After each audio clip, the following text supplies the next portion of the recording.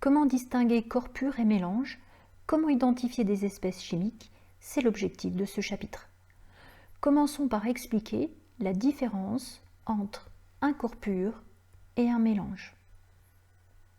Prenons le cas de l'eau et plus précisément de l'eau pure.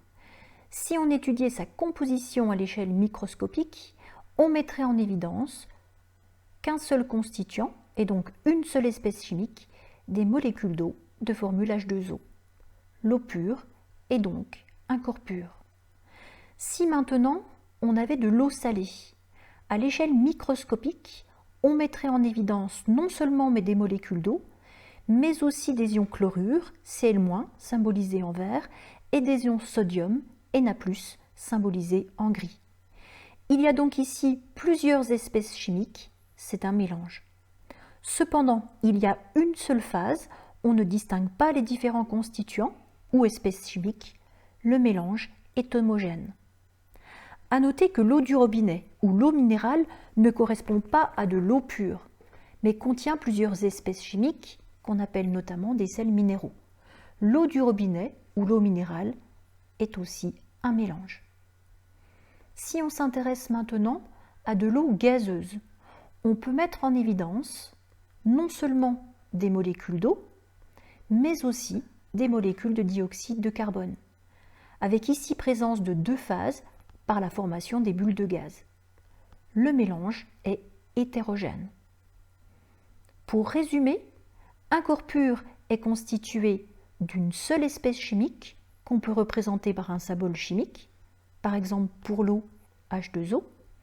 Un mélange en contient au moins deux.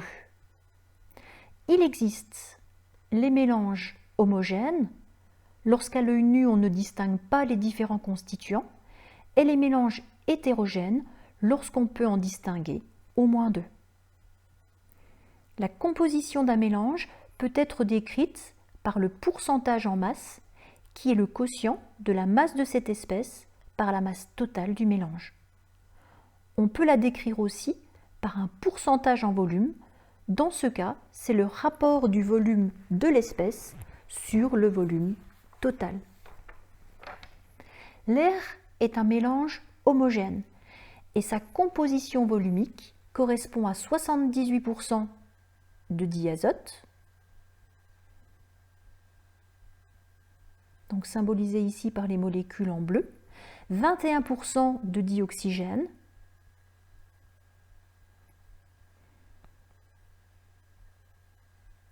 « 0,93% d'argon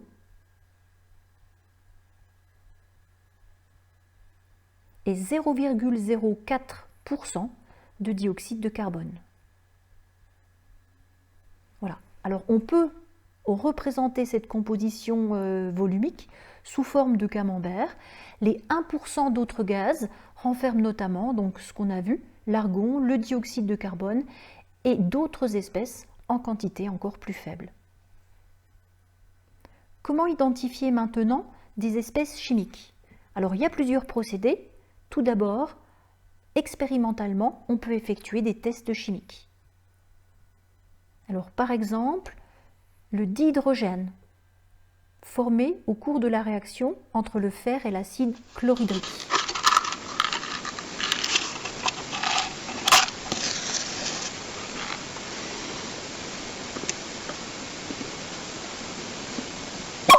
Il peut être caractérisé par une détonation en présence d'une flamme. Le dioxygène, lui, donc qui est présent dans le flacon,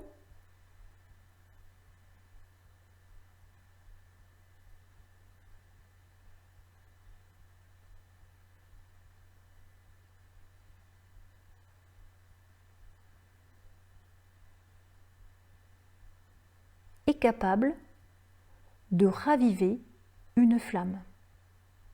Et on le caractérise donc de cette manière. Le dioxyde de carbone peut être aussi caractérisé.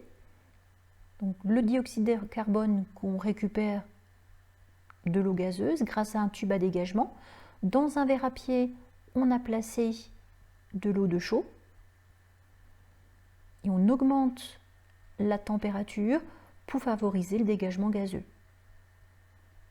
Voilà. L'eau de chaux se trouble, ce qui met en évidence la présence de dioxyde de carbone. L'eau peut être aussi mise en évidence expérimentalement avec de la poudre blanche de sulfate de cuivre anhydre qui devient bleue à son contact. On peut identifier expérimentalement des espèces chimiques aussi par des mesures de grandeur physique, comme les températures de changement d'état. Alors par exemple ici, quand on utilise un montage de distillation, eh bien on va pouvoir mesurer la valeur de la température d'ébullition d'une espèce chimique. En effet, tant que l'espèce chimique passe de l'état liquide à l'état de vapeur, donc tant qu'il y a coexistence entre ces deux phases, eh bien la température garde une valeur constante. Et cette valeur, voilà, donc là on est pile au moment du changement d'état, cette valeur est constante et caractéristique de l'espèce chimique. Alors si on avait un mélange, la température de changement d'état, elle, ne serait pas constante. Voilà. Donc on peut aussi déterminer par mesure physique, eh bien, non seulement la température d'ébullition, mais aussi la masse volumique d'une espèce chimique, en pesant tout simplement un volume précis de cette espèce. Puis, en effectuant le rapport M sur V, eh bien, on aura connaissance de sa masse volumique qui est spécifique d'une espèce chimique. On peut aussi réaliser une chromatographie sur couche mince. Sur une plaque contenant du gel de silice, par exemple, on trace une ligne de dépôt. Puis on va réaliser des dépôts de chaque espèce chimique. Alors, on va déjà déposer le mélange à analyser.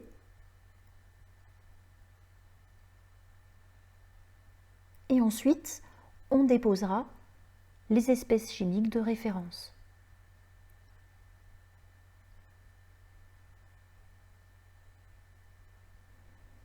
On place cette plaque dans une cuve à chromatographie dans laquelle on a déposé un éluant.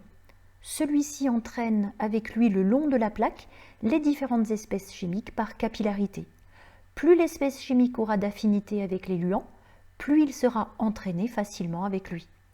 Alors pour un éluant donné, une espèce chimique montera toujours à la même hauteur, qu'elle soit seule, donc dans un corps pur ou dans un mélange.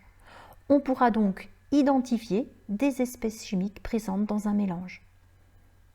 Donc là, on voit effectivement que les mélanges X contient non pas les 3 espèces chimiques, mais il n'en contient que 2 parce qu'on a les 2 taches qui apparaissent au même niveau que les 2 taches de référence.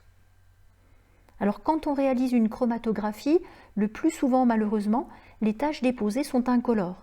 Il faut donc les faire apparaître, c'est ce qu'on appelle la révélation, et on peut le faire par exemple avec une lampe à UV. Voilà, donc on a pu mettre en évidence différents moyens permettant d'identifier une espèce chimique.